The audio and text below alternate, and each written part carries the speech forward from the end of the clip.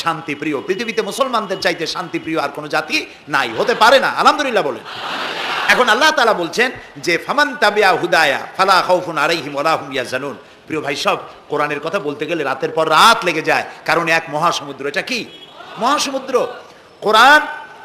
এই কোরআন আল্লাহ তাআলা আমাদেরকে শুধু তেলাওয়াত করতে পাঠান নাই। আমাদের অভ্যাস হয়েছে যে খালি তেলাওয়াত করি, মুখস্থ করি। দেখেন না, রমজান মাস শেষ হয়ে গেলে পরে বন্ধু বান্ধব আত্মীয় স্বজন সব এক জায়গায় বসে এক একজন গল্প করে, ভাই আমার পুত্রবধূ 13 খতম, আমার বউ 7 খতম, আমার নাতনি 11 খতম, আর আমি এমনি খতম হয়ে গেছি। প্রিয় ভাই সব, আপনারা বলেন কোরআন শরীফকে এইভাবে শুধু খতম করার জন্য আসছে?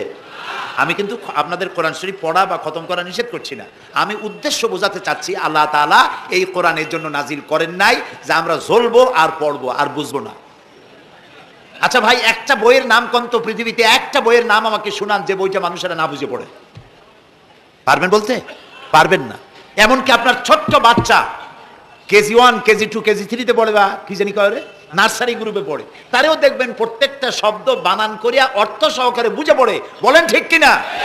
কিন্তু কপাল পোড়া মুসলমান জাতি একমাত্র মাজলুম কিতাব, আল্লাহর কিতাব কোরআন শরীফ পড়ে, অথচ কিছু বোঝে না। ঠিক কিনা? আমি যদি এখন জিজ্ঞেস করি যে আপনারা কোরআন বুঝে পড়তে পারেন কয়জন, হাত তোলেন। যদি বলি হাত কি বেশি উঠবে না কম উঠবে?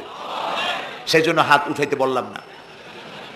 এটা আমাদের জন্য কপাল পোড়ার লক্ষণ। কি পোড়ার লক্ষণ?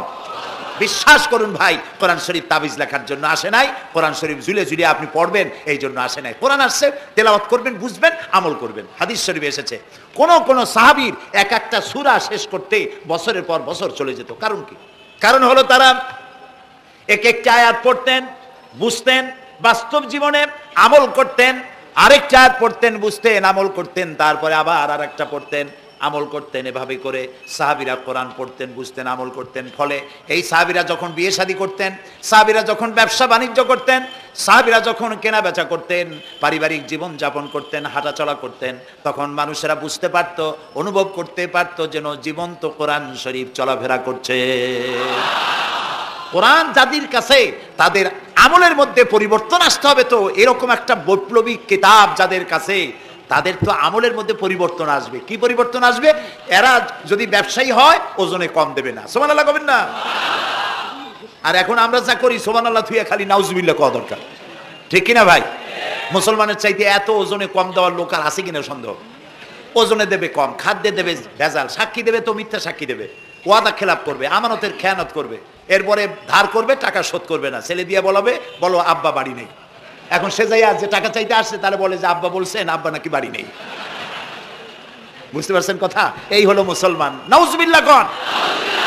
এই জন্য আল্লাহ তাআলা নবী বলেছেন, ওয়ামান আমেলা বিহি উজরা, যে ব্যক্তি কোরআন পড়বে, আমল করবে, আল্লাহ তাকে পুরস্কার দিবেন। কোথায় কোথায় দেবেন কোন তো? 2 জায়গায় দেবে। ইহকালেও দেবে, পরকালেও দিবে। দুনিয়ার পুরস্কারটা কি? দুনিয়ার পুরস্কারটা হলো যে চিন্তা থাকবে না, আর কোনো ভয় থাকবে না। ভয় থাকবে না কিসের? ভয় থাকবে না যেই সমাজে কোরআন মানা হবে, যেই সমাজের আইনের উৎস হবে কোরআন, ওই সমাজের মধ্যে চুরি, ডাকাতি, জেনা, ব্যভিচার, হত্যা, ধর্ষণ থাকবে না।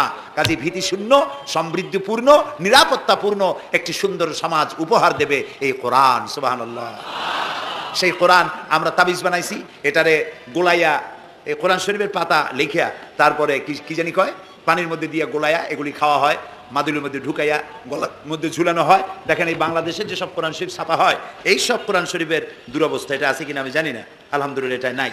কোন কোরআন শরীফ যে বাংলাদেশে ছাপা হয়, সেগুলিতে লেখা থাকে সূরায়ে মায়দার নকশা, সূরা ইউসুফের নকশা, সূরায়ে বনি ইসরাইলের নকশা। এই নকশা লিখা গলায় ঝুলাইলে পেটে পেটে ভালো হবে, ওই নকশা ঝুলাইলে মেয়ের বিয়ে হবে তাড়াতাড়ি, এই নকশা ঝুলাইলে যে মেয়েকে পছন্দ করো বিয়ে করতে পারবা তাড়াতাড়ি।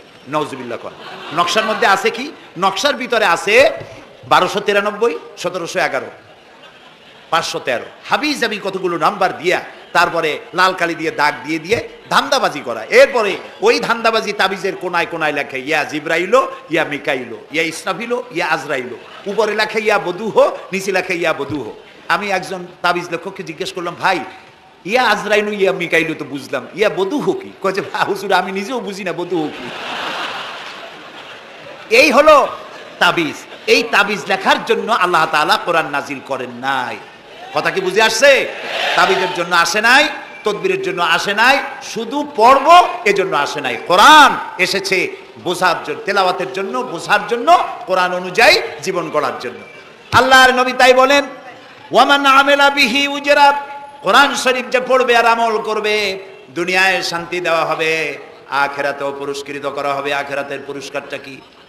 নবীজি বলেছেন, মান কারাল কোরআনা ফাস্তাজহারাহু ফাহাল্লা হালালাহু ওয়া হাররামা হারামাহু আদখালাহুল্লাহুল জান্নাহ ওয়া শাফাআহু ফি আশরাতিন মিন আহলি বাইতিহি কুল্লুহুম কাদ ওয়াজাবাত লাহুন নার।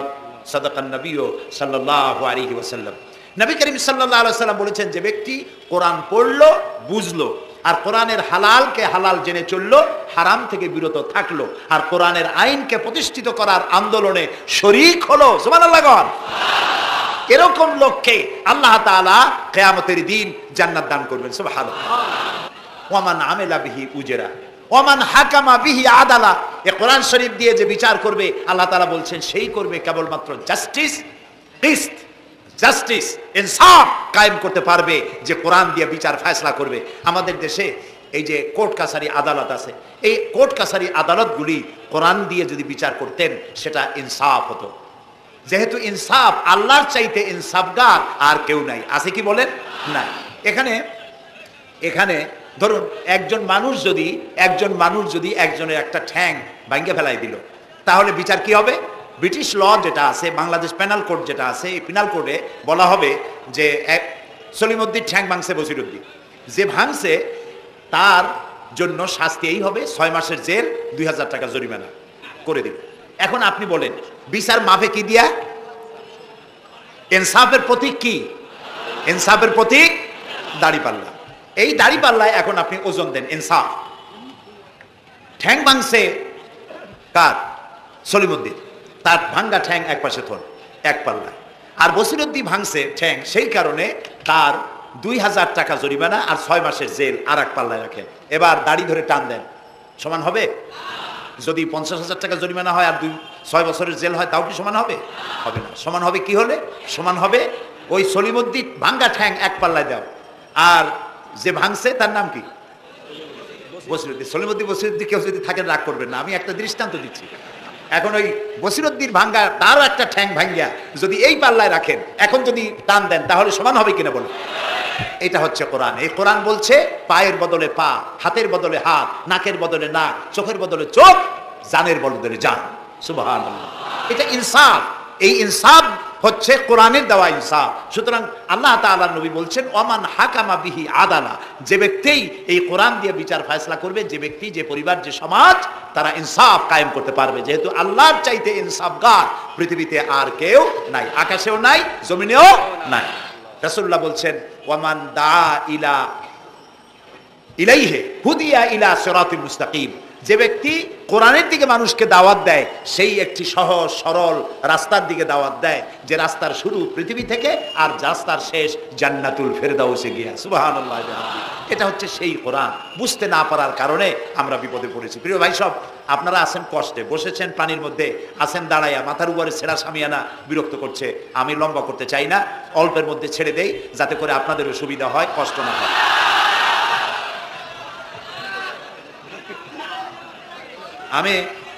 তবুও আমি খুব লম্বা করবো না, অল্পতে আমরা যাতে বুঝতে পারি, এরকম একটু কথা আমি বলতে চাই, একটু বলি। এবং সেইটা বলবো, হ্যাঁ সেইটাই বলবো যেটা আপনারা শুনতে চান, সেইটাই বলবো যেটা শুরু করেছিলেন আমাদের রফিকুল ইসলাম খান ভাই, মহানগরীর সেক্রেটারি জনাব রফিকুল ইসলাম খান। আল্লাহ তাআলা ওনার প্রতি রহম করুন, আমরা বলি আমিন। এবং আমার বক্তৃতার পরে আমরা আমাদের সম্মানিত অ্যাসিস্ট্যান্ট সেক্রেটারি জেনারেলের কিছু কথা আমরা শুনবো ইনশাআল্লাহ। তো আমি ওই আয়াতটা দিয়েই কথা বলি। আল্লাহ তাআলা বলছেন, ইয়া আইয়ুহাল্লাযীনা আমানু হাল আদুল্লুকুম আলা তিজারাতিন তুনজিকুম মিন আযাবিন আলীম তু'মিনুনা বিল্লাহি ওয়া রাসূলিহি ওয়া তুজাহিদুনা ফি সাবিলিল্লাহি বিআমওয়ালিকুম ওয়া আনফুসিকুম যালিকুম খায়রুল লাকুম ইন কুনতুম তা'লামুন। হে বিশ্বাসীরা, তোমরা যারা ঈমান এনেছো, শোনো। হাল আদুল্লুকুম আলা তিজারাতিন আমি কি তোমাদেরকে এমন একটি ব্যবসার কথা বলবো না যে ব্যবসায় তোমাদেরকে জাহান্নামের কঠিন শাস্তি থেকে তোমাদেরকে রক্ষা করবে? এমন একটি ব্যবসার কথা বলবো না? তার মানে অবশ্যই এরকম একটা ব্যবসার কথা আমি তোমাদের বলবো যে ব্যবসা তোমাদেরকে জাহান্নামের কঠিন শাস্তি থেকে বাঁচায় দেবে। সুবহানাল্লাহ বলি। জাহান্নাম থেকে বাঁচাবার জন্য ব্যবসা শিখাচ্ছেন কে? আল্লাহ। এবার দেখেন, ব্যবসা এটা করলে লাভও আছে, নোকসানও আছে, ঠিক না? বলেন আছে কিনা? লস অ্যান্ড প্রফিট এর মধ্যে থাকবে। কিন্তু আল্লাহ রাব্বুল আলামিন বলেন, আমার সঙ্গে যে ব্যবসা করবে ওই ব্যবসাটা হচ্ছে তিজারাতান লান তাবুর। আমার সাথে যে ব্যবসাটা করবা এই ব্যবসায় কোনো নোকসান নাই, শুধু লাভ, লাভ আর লাভ। কে বলতেছেন? এরকম একটা ব্যবসা করবেন? আমি জানি আমরা লাভের ব্যাপারে খুব আছি, নোকসানে আমরা কেউ নাই। মানুষ লেখাপড়া জানুক আর না জানুক, লাভ যেখানে সেখানে মানুষ ছাপ দেয় তাড়াতাড়ি। ওই যে বলে না যে এই হিসাব না জানলে কি হবে, কম দিলে টের পায়। আমরা লাভ খুব ভালোই বুঝি, এই জন্য এটা কোরআনও নয়, হাদিসও নয়, একটি রূপক কথা। এক ব্যবসায়ী নাকি কিয়ামতের দিন হাজির করা হবে, ফেরেশতা তাকে বলবে যে আল্লাহর বান্দা, তোমার পাপ আর পুণ্য, ন্যাক আর বদ, এই দুটি সমান সমান হয়ে গেছে, 50-50, এখন কোন জায়গায় যাবা? কও বেহেশতে যাবা না দোজখে যাবা? ব্যবসায়ী লোকটা কিছু জানে না, সে কয় যে ফেরেশতা ভাই, আমি তো দোজখে চিনি না, বেহেশতেও চিনি না, সারা জীবন ব্যবসা করছি, যে জায়গায় গেলে আমার 2 টাকা লাভ হয় ওইখানে আমার পাঠাও। তো মানুষ লাভ খুব ভালো বোঝে এবং লাভের দিকে মানুষ ঝোঁকে বেশি। এই জন্য আল্লাহ তাআলা বলছেন, হাল আদুল্লুকুম আলা তিজারাতিন তুনজিকুম মিন আযাবিন আলিম, যেটা লাভ আর লাভ। আমার সাথে ব্যবসা করো, শুধু লাভ হবে। তো এই ব্যবসার মধ্যে পুঁজি হলো 3টা। ব্যবসার মধ্যে পুঁজি কয়টা? 3টা। আল্লাহ রাব্বুল আলামিন বলেন, তুমিনুনা বিল্লাহি ওয়া রাসূলিহি ওয়া তুজাহিদুনা ফি সাবিলিল্লাহ। 3টি পুঁজি। একটি হলো আল্লাহর প্রতি ঈমান, রাসূলের প্রতি ঈমান এবং আল্লাহর রাস্তায় জিহাদ করা মাল দিয়া, জান দিয়া। এই কয়টা হলো? 3টা। চলুন এই 3টি কথার ব্যাখ্যা করে তারপরে মোনাজাত করব সংক্ষেপে, যেন আমরা আল্লাহর সাথে ব্যবসাটা শুরু করতে পারি আজকে থেকেই। আল্লাহ যেন তৌফিক দেন, বলেন আমিন। 1 নম্বর হচ্ছে তুমিনুনা বিল্লাহ, আল্লাহর প্রতি বিশ্বাস, আল্লাহর প্রতি ঈমান, বলেন আল্লাহর প্রতি ঈমান। এখন আপনারা বলবেন যে এটা তো কোনো নতুন কথা হলো না, আল্লাহর প্রতি ঈমান আনছি, যদি ঈমানই না থাকতো তাহলে কি বৃষ্টির মধ্যে এই পানির মধ্যে আমরা কি বসে থাকতাম? 100% সত্য কথা। ঈমান না থাকলে কেউ আসতেনও না, আর এই পানির মধ্যে, ঝড়ের মধ্যে বাঁশ ভাঙ্গে মাথায় পড়তে পারে এই ঝুঁকি নিয়ে বসতেন না, ঠিক কিনা ভাই? আমরা সবাই ঈমানদার। তবে আল্লাহর উপর ঈমান আনতে হলে 4টি শর্ত লাগে। কয়টি শর্ত? 4টি শর্ত ফুলফিল করলে আল্লাহর উপর ঈমান এনেছি বলে প্রমাণিত হবে। নইলে আল্লাহ আছে একথা নুরা পাগলাও বলছে। নুরা পাগলার বলা আর আপনার আমার বলা এটা তো এক হওয়ার কথা না, ঠিক কিনা বলে? তা আল্লাহর উপর ঈমান আনতে হলে শর্ত কয়টা? 4টা। 1 নম্বরের শর্ত হলো আল্লাহর জাত সম্পর্কে স্বীকার করে নেওয়া, আল্লাহর অস্তিত্ব, আল্লাহ আছেন এটা মেনে নেওয়া। তো আল্লাহ আছেন এ ব্যাপারে আমাদের কোনো দ্বিমত নাই, ঠিক না? এবং কোরআনে কারীমের ছোট্ট একটি সূরায় আল্লাহ তাআলা তার নিজের জাত সম্পর্কে এভাবে বলেছেন, কুল হুয়াল্লাহু আহাদ। আমরা জানি না এই সূরা? পড়েন, কুল হুয়াল্লাহু আহাদ আল্লাহুস সামাদ লাম ইয়ালিদ ওয়া লাম ইউলাদ ওয়া লাম ইয়াকুল লাহু কুফুয়ান আহাদ। আল্লাহ তাআলা বলেন, বলো হে নবী আপনি বলুন, আল্লাহ এক এবং একক, তিনি কারো মুখাপেক্ষী নন, তিনি কাউকে জন্ম দেন নাই, তাকেও কেউ জন্ম দেয় নাই, দুনিয়া এই আকাশে এবং জমিনে তার সমকক্ষ কেউ নাই। তিনি এক, তিনি একক, তিনি ছিলেন, তিনি আছেন এবং তিনি থাকবেন। লাইসা কামিসলিহি শাইউন, তার মতো কেউ নাই। তবে প্রশ্ন ওঠে আল্লাহ আছেন কোথায়? এরকম একটা প্রশ্ন করা যেতে পারে, আল্লাহ কোথায় আছেন? বলতে পারবেন কোথায় আছে? এটি নিয়ে বিভ্রান্তি আছে মানুষের মধ্যে। কেউ বলেন আল্লাহ সদা সর্বত্র বিরাজিত, সব জায়গায় তিনি আছেন। এই কথাটি সত্য নয়। আল্লাহর যদি সব জায়গায় থাকা লাগে তাহলে পৃথিবীর মধ্যে ভালো জায়গাও আছে, খারাপ জায়গাও আছে, আছে না খারাপ জায়গা? আমি সেসব জায়গার নাম নিলাম না, আপনারা বুঝে নেন। তাহলে আল্লাহ সব জায়গায় থাকলে এই কথা যদি সত্য হয় তাহলে এটি অত্যন্ত বেয়াদবিমূলক কথা, এ কথা ঠিক না। আল্লাহ আছেন কোথায়? আল্লাহ নিজেই বলছেন তিনি কোথায় আছেন। কোরআনে কারীমে রব্বুল আলামিন তিনি কোথায় আছেন একথা তিনি নিজেই বলে দিয়েছেন, আর রহমানু আলাল আরশি ইস্তাওয়া, আল্লাহ তাআলা আরশের উপরে আছেন, সুবহানাল্লাহি ওয়া বিহামদিহি। এবং প্রত্যেক রাত্রে তিনি শেষ রাত্রে প্রথম আকাশে আসেন, নবী করিম সাল্লাল্লাহু আলাইহি সাল্লাম বলেছেন। প্রিয় ভাই সব, তো আল্লাহ তাআলা সদা সর্বত্র বিরাজমান যে কথাটা বলা হয় এটা আক্ষরিক অর্থে ওরকম না, এটা ব্যাখ্যা সাপেক্ষে কথা।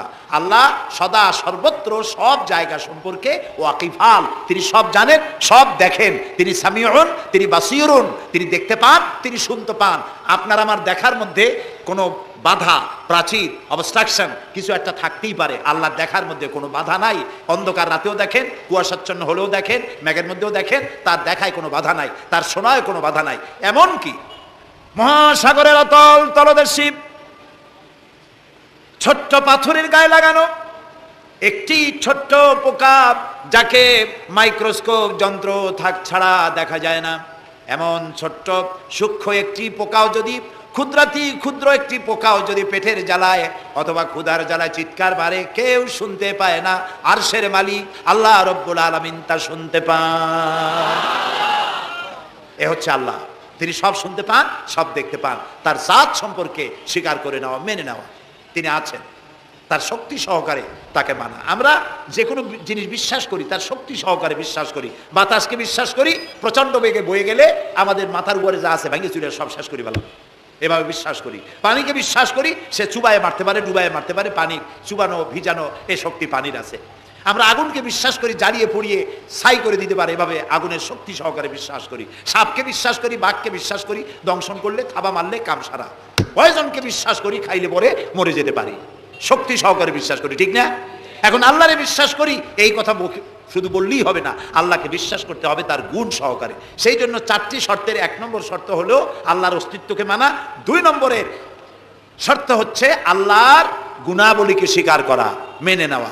আল্লাহর গুণাবলী কি? কোরআন শরীফে আল্লাহর অনেকগুলি নাম আছে। আল্লাহ এ হচ্ছে ইসমে জাত। আল্লাহ এটা কি? ইসমে জাত, আসল নাম কি? আল্লাহ। বলেন সবাই আল্লাহ ন, কিন্তু আল্লাহ এটা অশুদ্ধ, বলার সময় মুখটা গোল হয়ে যাবে। আল্লাহ বলেন সবাই আল্লাহ। কি মধুর নাম, সুবহানাল্লাহ, সুবহানাল্লাহ। আল্লাহ নিজেই বলেছেন ওয়ালাহুল আসমাউল হুসনা, আল্লাহ রয়েছে সুন্দর সুন্দর নাম। 99টি নামের কথা কোরআনে কারিমে আল্লাহ তাআলা নিজেই বলেছেন, সুবহানাল্লাহ। এখন ওই নামগুলিকে বলা হয় সিফাতি নাম, অর্থাৎ গুণবাচক নাম। এই গুণ সহকারে তাকে স্বীকার করতে হবে। তিনি রাজ্জাক, খেতে দেওয়ার মালিক কে? আল্লাহ।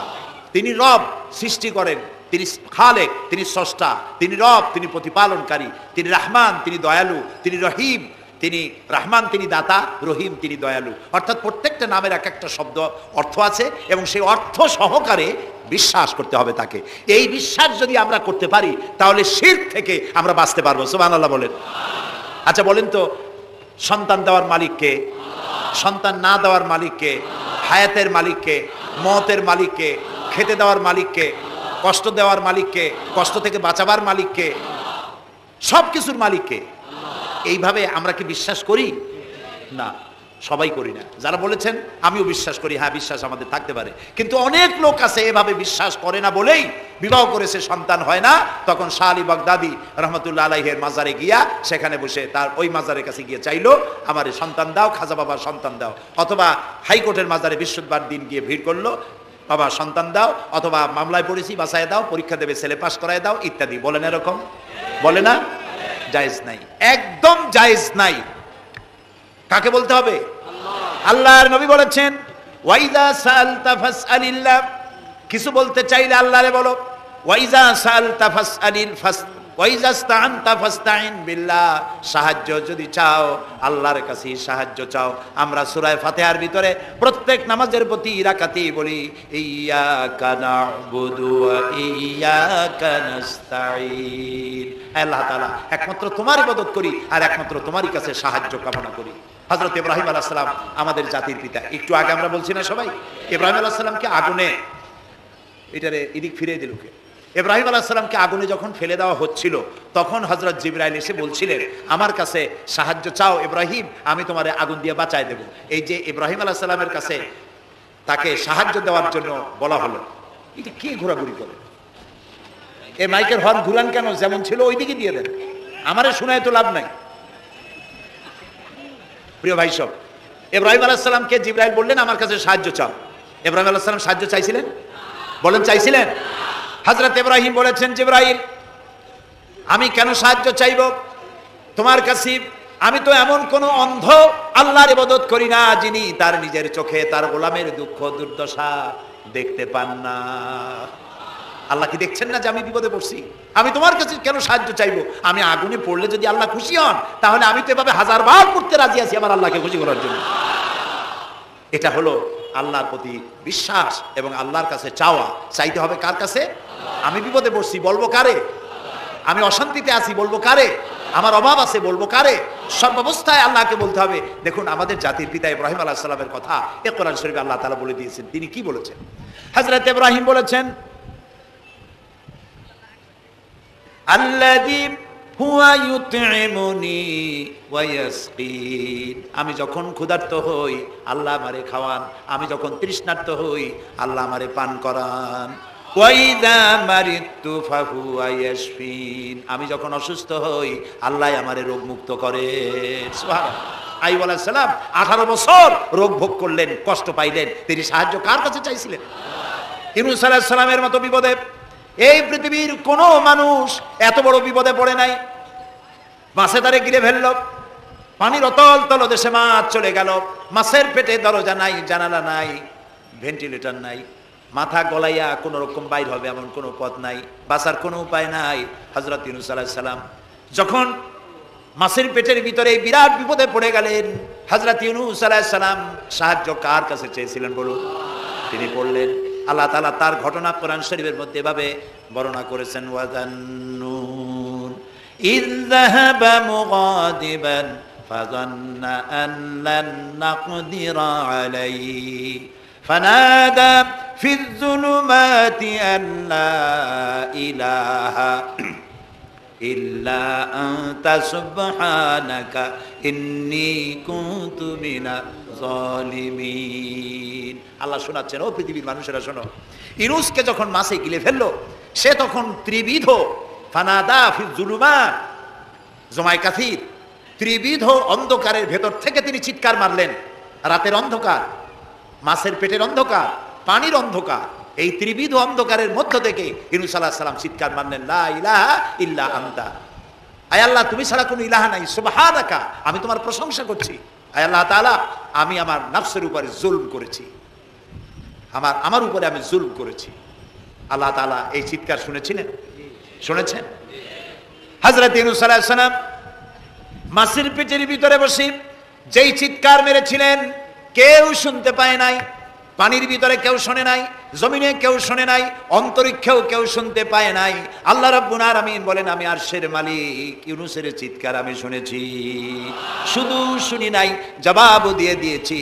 ফাস্তাজাবনা লাহু ওয়া নাজ্জাইনাহু মিনাল গাম্মি ওয়া কাযালিকা নুনজিল মুমিনিন। আমি ইউনূসের ডাকের সাড়া দিয়া দিলাম, বিপদ থেকে বাঁচাই দিলাম। মাছের পেটের ভিতরে যন্ত্রণা শুরু হয়ে গেল, মাছ দেখলো বমি না করলে আর বাঁচবো না এমন অবস্থা মাছের হয়ে গেল। মাছ পেটের ব্যথার জ্বালায় বেঁচে উঠলো, কেনারায় চলে গেল। ইউনূস আলাইহিস সালামকে বমি করে ফেলে দিল, মাছও বাঁচলো, ইউনূস আলাইহিস সালামও বাঁচলেন। আল্লাহ তাআলা বলেন, শুধু ইউনূস রে নয়, ওয়া কাযালিকা নুজিল মুমিনিন। আমার মুমিন বান্দারা যদি বিপদে পড়ে, এরকম বিপদে যদি পড়ে যায় আর আমারে যদি ডাকে, আমি আল্লাহ রব্বুল আলামিন এই বিপদ থেকে, যত বড় বিপদ হোক, আমি আল্লাহ বাঁচায় দেব। তা আল্লাহ বিপদ থেকে বাঁচাবেন, আর আমি মুসলমান বিপদে পড়েছি, মাজারে গিয়া চাইলাম, নাউযুবিল্লাহ। বিশ্বাস করুন ভাই, বিশ্বাস করুন, কবরের ভিতরে যিনি শুয়ে আছেন, যত বড় পীর হোক, যত বড় খাজা বাবা হোক, আপনাকে সাহায্য তিনি করতে পারবেন না, পারবেন না, পারবেন না। একটু কমন সেন্সের কাছে অ্যাপিল করি, সাধারণ বিবেকের কাছে আপনাদের, যারা এই যে দেখুন হযরত শাহজালাল রহমতুল্লাহ আলাইহি সিলেটে শুয়ে আছেন, বলুন তো তার মাতৃভাষা কি? আরবি। তিনি ইয়েমেন থেকে এসেছিলেন। বাগেরহাটে শুয়ে আছেন হযরতে খান জাহান আলী রহমতুল্লাহ আলাইহি, তার মাতৃভাষা ছিল আরবি।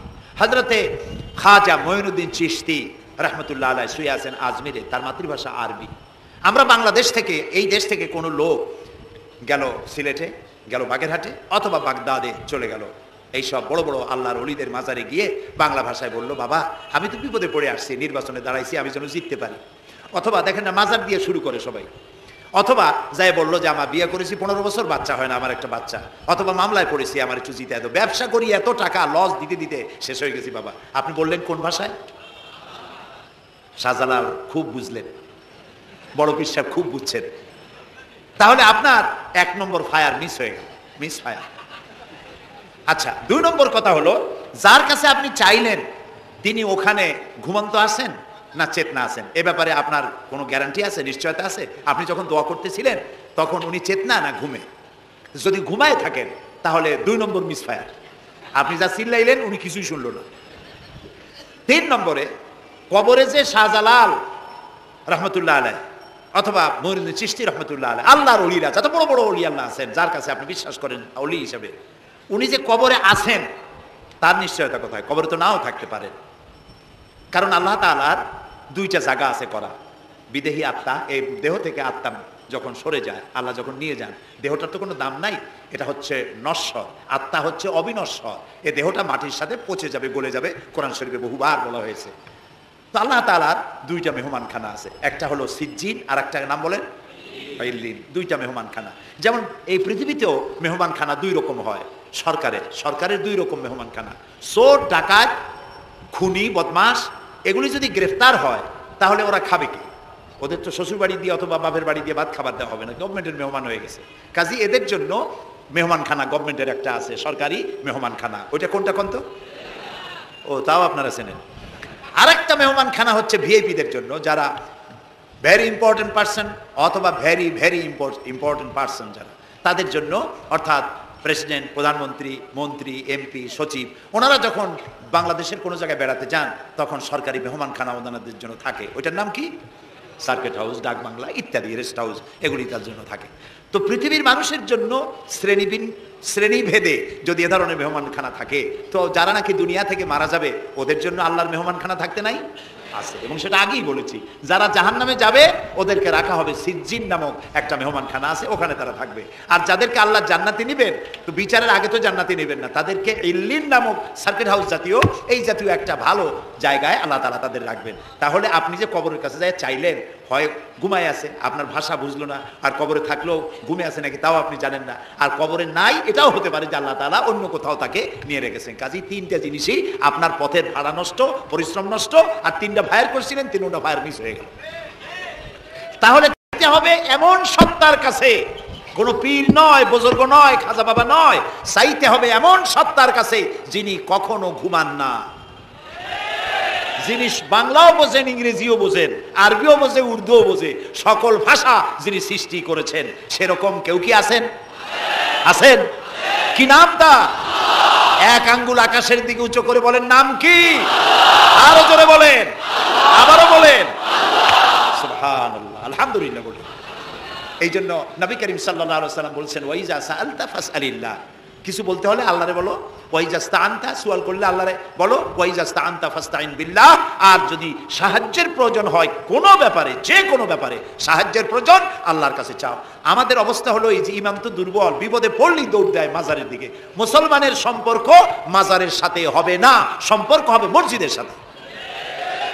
আল্লাহর নবী যখনই বিপদে পড়তেন, মুসিবতে পড়ে যেতেন, সঙ্গে সঙ্গে উজু করে মসজিদে নববীর ভিতরে প্রবেশ করতেন, 2 রাকাত কাজায়ে হাজাতের নামাজ পড়তেন, আল্লাহর দরবারে হাত তুলতেন, চোখের পানি ছেড়ে দিতেন, আল্লাহ রাব্বুল আলামিনের দরবারে মোনাজাত কবুল হয়ে যেত।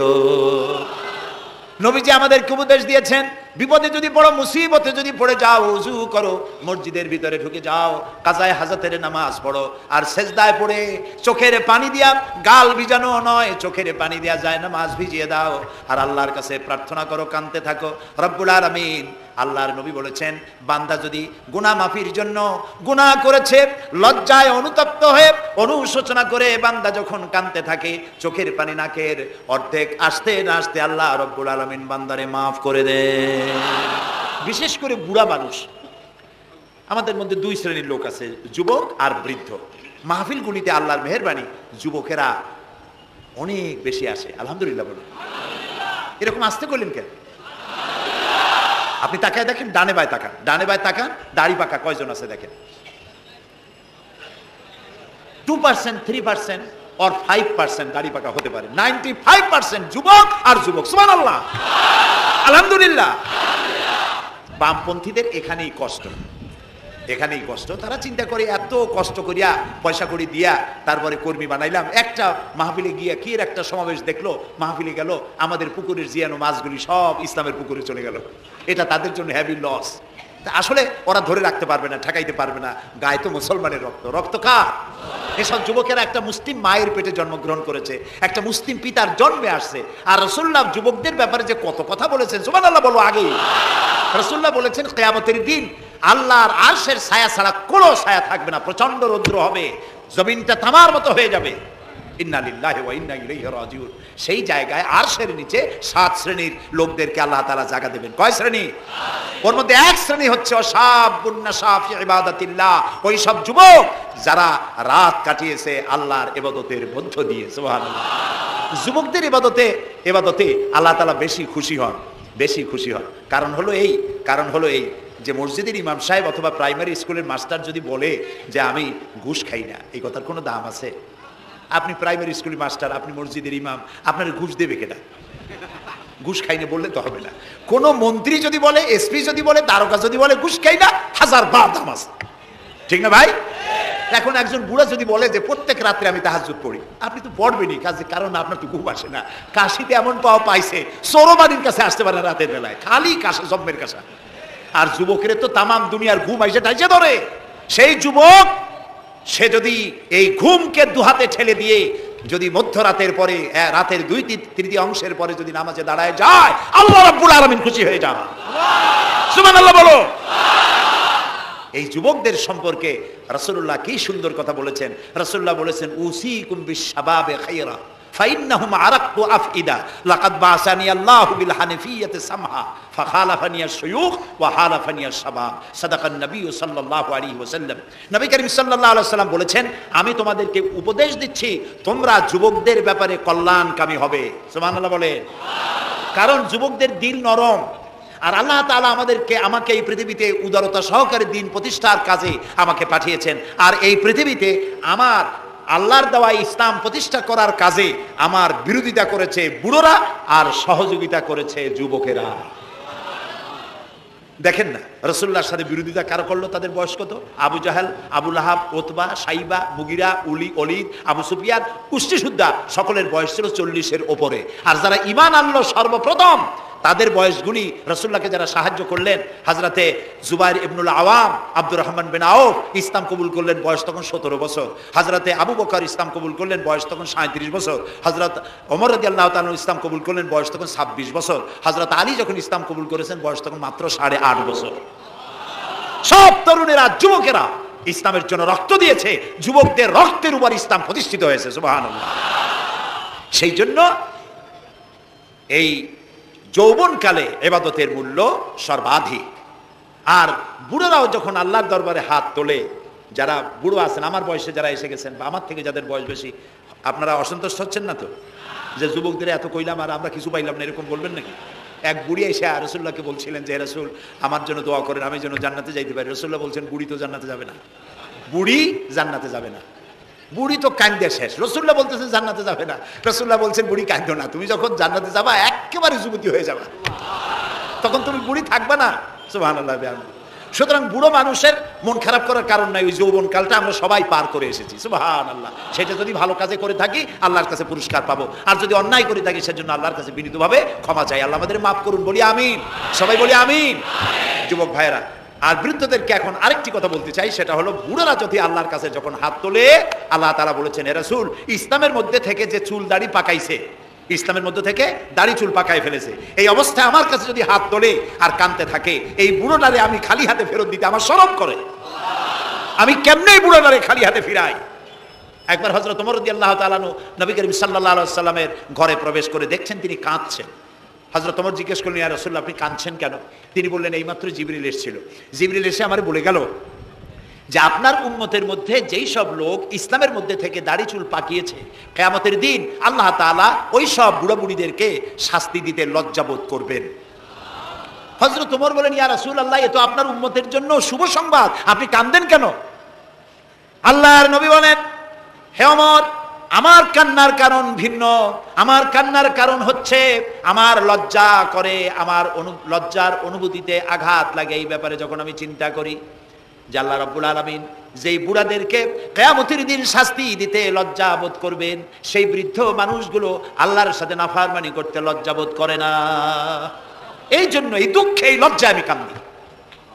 বয়সের একটা সীমা থাকা উচিত যে আপনি কোন পর্যন্ত পাপ করবেন। বুড়া হয়ে গেছে, তারপরে মদ খায়, তারপরে জেনা, ব্যভিচার, শয়তানি, বদমাশি, দাঁড়িয়ে এগুলি কি? দাড়ি চুল পাকা এগুলি কি? এগুলি আগে পাকতো না কারো। পৃথিবীতে সর্বপ্রথম দাড়ি আর চুল পেকেছে হযরত ইব্রাহিম আলাইহিস সালামের। এর আগে কারো দাড়ি চুল পাকে নাই। ইব্রাহিম আলাইহিস সালাম প্রশ্ন করলেন আল্লাহর কাছে যে আল্লাহ তাআলা এটা কি হলো আমার? আল্লাহ তাআলা বললেন এটা হচ্ছে ওয়াকার, এটা মর্যাদা, তোমার সম্মানকে বাড়িয়ে দেওয়া হলো। তো দাড়ি চুল পাকলে সম্মান বাড়ে।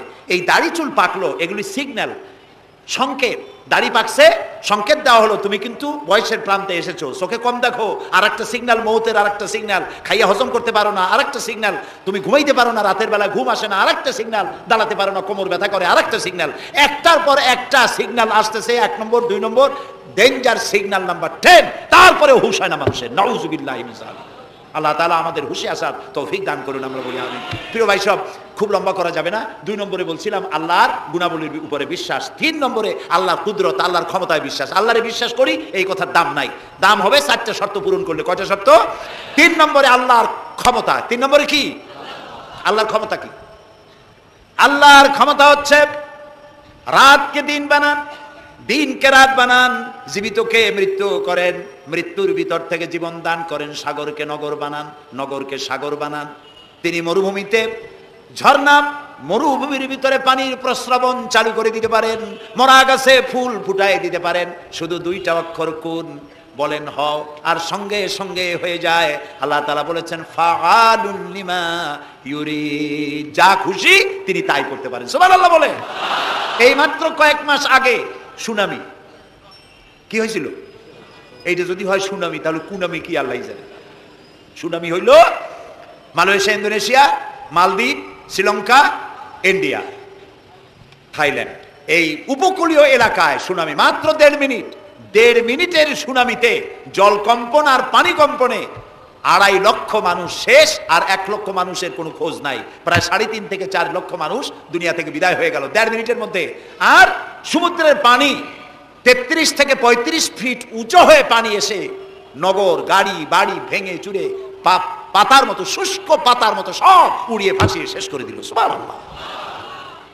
আবহাওয়াবিদরা বলেছেন, বিজ্ঞানীরা বলেছেন, এটা নাকি কি বলে ভারত মহাসাগরের অতল তলদেশে যেখানে মাটি, ওই মাটিরও কয়েক কিলোমিটার নিচে ফাটল ধরেছে। সেই ফাটল ধরে কি দিকে করিয়া জমিনে কম্পন লাগলো, পানিতেও কম্পন লাগলো। আমাদের এই যে ঢাকায় সকালবেলায় যারা মর্নিং ওয়াক যারা করেন, রমনা লেকের পাশ দিয়ে হাঁটতেছে, হঠাৎ পিছনে পানি মারছে, দেখে যে সকলের পিছনে পানি মারে কে?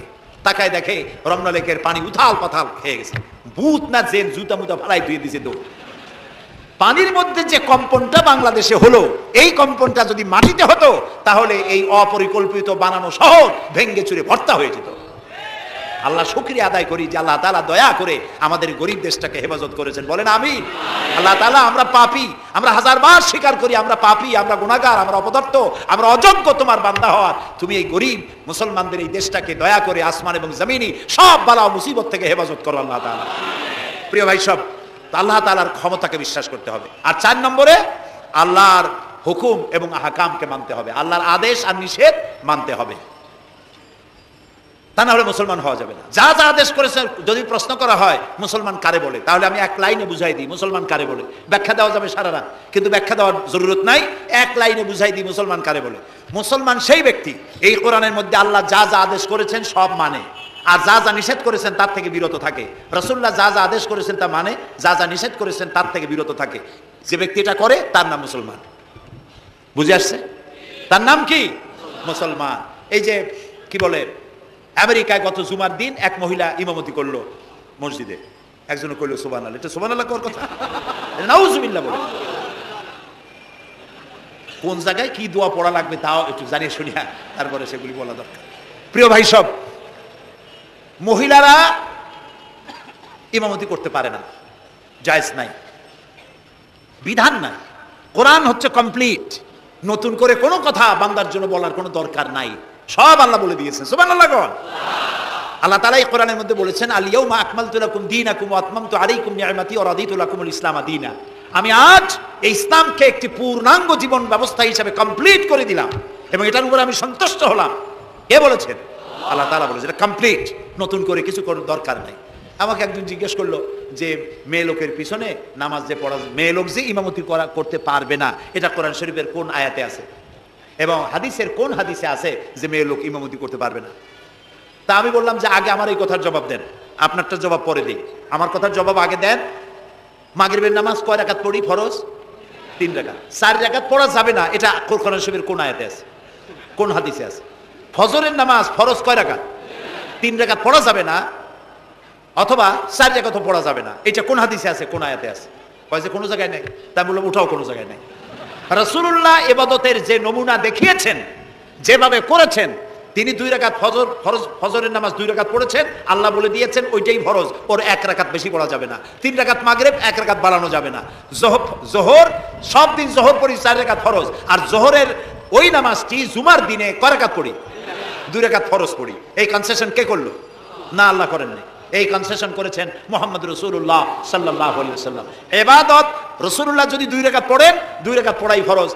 যদি ইবাদতের যে সব নমুনা তিনি দেখাইছেন, তার থেকে ইবাদতের নতুন কোন নমুনা দেখাবার কোনো সুযোগ নাই। মহিলাদের আল্লাহ পাক এই পৃথিবীতে একজন মেয়ে লোককে নবী বানান নাই, বানিয়েছেন? যদি মহিলাদের ইমামতি জায়েজ থাকবে, তাহলে নবী করিম সাল্লাল্লাহু আলাইহি ওয়াসাল্লামের জামানায় না হোক, অন্তত তার ইন্তেকালের পরে তার স্ত্রী আমাদের মা হযরত আয়েশা সিদ্দিকা রাদিয়াল্লাহু তাআলা আনহা এবং খাতুনে জান্নাত হযরত ফাতেমা রাদিয়াল্লাহু তাআলা আনহা মসজিদে নববীতে অন্তত একদিনের জন্য হলেও জুমার নামাজের ইমামতি করার চান্স পেতেন। সুতরাং ইসলামে নাই, ইতিহাসে নাই। এগুলি হচ্ছে ইসলামের বিরুদ্ধে পরিচালিত যত ষড়যন্ত্র বর্তমান যুগে শুরু হয়েছে, এটাও তার আরেকটি ষড়যন্ত্র ইসলামের বিরুদ্ধে। প্রিয় ভাই সব, এই জন্য আমাদের মনে রাখতে হবে নতুন কোনো কথা আমরা মানি না। কোরআন এবং হাদিসের মধ্যে আল্লাহ তাআলা সব কমপ্লিট করে দিয়েছে, সুবহানাল্লাহ বিহামদি। এই জন্য আল্লাহর হুকুম এবং আহকামকে মানা, এই 4টি কাজ, এই 4টি শর্ত যদি পরিপূর্ণ করতে পারি, তাহলে আমরা পুরোপুরি মুসলমান। মিথ্যা কথা বলা যাবে না, ওজনে কম দেওয়া যাবে না, খাদ্যে ভেজাল দেওয়া যাবে না, মদ জুয়ার কাছে যাওয়া যাবে না, জেনা ব্যভিচারের কাছে যাওয়া যাবে না। সকল ব্যাপারে আমাদেরকে ঐক্যবদ্ধ থাকতে হবে ইসলামের উপরে। আমরা বলি আলহামদুলিল্লাহ। প্রিয় ভাই সব, আজকে আমাদেরকে, আমি আর লম্বা করতে চাই না, অন্তত এতটুকুন যেন আল্লাহ আমাদেরকে আমল করার তৌফিক দেন। আমরা বলি আমিন, সবাই বলি আমিন। এজন্য চাই আমাদের দেশে আমরা যেন এই দেশটিকে, পৃথিবীর প্রত্যেকটি মুসলিম দেশের আশেপাশে আরো অনেক মুসলিম দেশ আছে, আর আমাদের ভৌগোলিক অবস্থানটা এমন যে আমাদের আশেপাশে অনেক বড় বন্ধুরা এত বড় আমাদেরকে মহব্বত করেন, কাটা তার দিয়ে বেড়া দিতেছে। তারা আমাদেরকে সাংঘাতিক ভালোবাসে, আমাদের সাথে কোলাকুলি করে, কিন্তু মাঝখানে একটা বড় মাদার গাছ আছে। কথা বুঝতে পেরেছেন?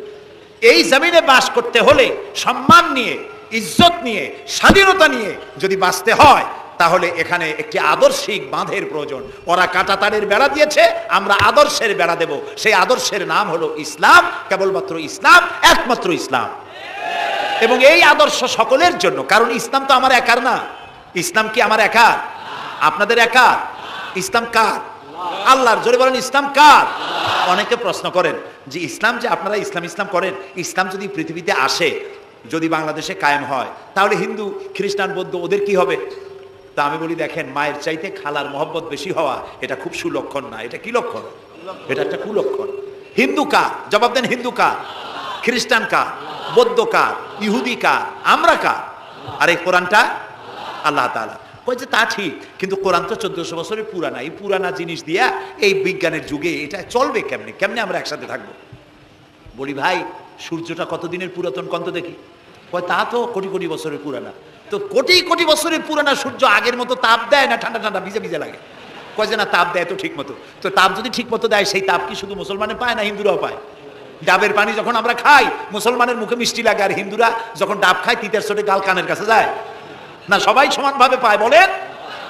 তাহলে কোটি কোটি বছরের পুরানা সূর্য জাতি, ধর্ম, দল, মত নির্বিশেষে বিশ্বব্যাপী যদি তার কল্যাণময়িতা, যদি তার কল্যাণ করতে পারে, তাপ দিতে পারে, আলো দিতে পারে সমভাবে, তাহলে মাত্র 1500 বছর আগের সূর্যের তুলনায় একেবারেই টাটকা কোরআন শরীফ। মাত্র 1500 বছর আগে এই কোরআন শরীফ দিয়ে যদি আইন তৈরি হয়, তাহলে হিন্দুর কোনো অসুবিধা হওয়ার কথা?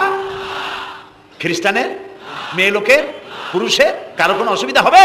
হতে পারি না, যেহেতু এই কথাগুলি কার? আল্লাহ তাআলার কথা। দেখুন, কোরআন যদি মানা হয়, যেখানে মানবেন সেখানে শান্তি, যেখানে মানবেন না সেখানে অশান্তি। আল্লাহ তাআলা এই কোরআন বোঝার তৌফিক আমাদেরকে দান করুন। আমরা বলি আমিন। কোরআন এইভাবে এই সামান্য সময় বোঝানো সম্ভব না, সেই জন্য আমি আপনাদেরকে উপদেশ দেওয়ার মতো আমি এরকম ধৃষ্টতা দেখাবো না। আমি পরামর্শ দিতে চাই আপনাদেরকে, যে সেটা হচ্ছে কোরআন বোঝার জন্য তাফসীর পড়বেন। কি পড়বেন কন্ত? যেই তাফসীরটা পড়লে পরে ইসলাম বুঝবেন, নিজেকে বুঝবেন, নিজের দায়িত্বের অনুভূতি বুঝবেন, সেই তাফসীরটার নাম তাফহিমুল কোরআন। বলেন তো নামটা কি? আর একবার বলেন। 19 খণ্ডে সমাপ্ত। এটি নামটা যদিও আরবি, এটি বাংলায় অনুবাদ করা হয়েছে। বাংলা আমার মায়ের ভাষা, আলহামদুলিল্লাহ কোন। বাংলা ভাষার জন্য আমরা গর্বিত, আলহামদুলিল্লাহ কোন। আর ভাষার স্রষ্টা পৃথিবীর কোনো মানুষ নয়, ভাষার স্রষ্টা কে? আল্লাহ চুজ করেছেন আমাদেরকে বাংলা ভাষার জন্য, তাই আমরা বাংলা ভাষী। আর বাংলা আমার প্রিয় ভাষা, আমার মায়ের ভাষায়, আমার বাপের ভাষায়, এই বাংলা ভাষায় কোরআন শরীফে অনেক তাফসিরের বাংলা হয়ে গেছে, আলহামদুলিল্লাহ। এবং হাদিস, এমন কোন হাদিস নাই যার বাংলা হয় নাই। এমন কোন ইসলামী সাহিত্য যা মুসলমানদের জন্য প্রয়োজন, তার সবগুলি বাংলা ভাষায় ছাপা হয়ে গেছে, আলহামদুলিল্লাহ। কিন্তু আমাদের একটু কপাল খারাপ, এখানে বিমল মিত্রের কড়ি দিয়ে কিনলাম এত বড় বই, এগুলো পড়তে মাথায় যন্ত্রণা হয় না। শরতের রচনাবলী, রবীন্দ্রের রচনাবলী, বঙ্কিমের রচনাবলী পড়তে মাথায় যন্ত্রণা হয় না। বড় বড় নাম করা নাট্যকারদের লেখা এই সেই হাবিজাবি কত বইপত্র, সব পড়তে পারে, কিন্তু কোরআন শরীফের একটা তর্জমা, একটা আয়াত, 2টা আয়াত পড়ার মতো ধৈর্য আমাদের নাই। প্রিয় ভাই সব, যারা পড়ে না তারা পৃথিবী গড়তে পারে না, যারা পড়ে তারাই গড়ে। আপনি চিন্তা করে দেখেছেন, গত 100 বছরের ভিতরে এই মুসলমানেরা পৃথিবীকে কিছু উপহার দিতে পেরেছে আবিষ্কার করে। আপনার পকেটে যে মোবাইল, আমার পকেটে যে মোবাইল, এটা আমাদের আবিষ্কার করা না। কম্পিউটার আমাদের আবিষ্কার করা না, কিন্তু যখন আমরা পড়তাম তখন আমরা আবিষ্কারও করতাম। এক সময় ঘড়িটা আমরা আবিষ্কার করেছি। আপনার আমার হাতে যে ঘড়ি, এই ঘড়ি আবিষ্কার করেছে মুসলমানেরা। কম্পাস আবিষ্কার করেছে মুসলমান। অ্যালজাবরা, ম্যাথামেটিক্স, জিওমেট্রি আবিষ্কার করেছে মুসলমানেরা। এই সার্জারি, শল্য চিকিৎসা আবিষ্কার করেছে মুসলমানেরা। অনেক বন্দুক, কামান আবিষ্কার করেছে মুসলমানেরা। যখন তারা পড়তো তখন তারা দেশ গড়তো, পৃথিবী তাদের পায়ের উপরে চুমা খাইতো। এখন লেখাপড়া নাই, অন্যের বানানোটা সেইটা গ্রহণ করি। যদি পড়তাম তাহলে নিজেকেও করতে পারতাম, পৃথিবীকেও কিছু দিতে পারতাম। এই জন্য কোরআন শরীফের মধ্যে আল্লাহ তাআলা প্রথম রসুলের কাছে যে আয়াত নাজিল করেছেন, সেটা নামাজ না, রোজা না, হজ না, যাকাত না। প্রথম যে কথা বলেছেন সেটা ছিল ইকরা বিসমি রাব্বিকাল্লাযী খালাক। পড়ো পড়ো, রিড এন্ড রিড। তুমি তোমার প্রভুর নামে, তোমার আল্লাহর নামে পড়ো। আল্লাহ প্রথম কি বলেছেন? পড়ো। সেই পড়ার কাছে আমরা নাই। আমরা কি ওয়াদা করতে পারবো যে এখন থেকে আমরা পড়বো? পারবো ওয়াদা করতে? এই পৃথিবীকে যদি কিছু দিতে চাই, আমার নিজের পরিবার যদি গড়তে চাই, সমাজ এবং রাষ্ট্র বিনির্মাণে যদি কোনো অবদান রাখতে চাই, পড়ার কোনো বিকল্প নাই। আসুন আমরা সবাই মিলে পড়ি, ইসলামের বইপত্র পড়ি, সাহিত্যের কোনো অভাব নাই। ইসলামী সাহিত্যের বিশাল ভান্ডার খুলে দেওয়া হয়েছে বাংলাদেশে, আলহামদুলিল্লাহ কর, জোরে আলহামদুলিল্লাহ কর। তাফহিমুল কোরআন কোথায় আছে খুঁজে বের করতে হবে। মাত্র 1000 টাকা হাদিয়া, মাত্র 1000 টাকা। পানের দোকানেও এখন তাদের পুঁজি অনেক বেশি, আলহামদুলিল্লাহ। আমার দেশের মানুষের ইনকাম বাড়ছে, আলহামদুলিল্লাহ কর। এইরকম আলহামদুলিল্লাহ কোন আসতে পয়সা বাড়লো আপনাদের?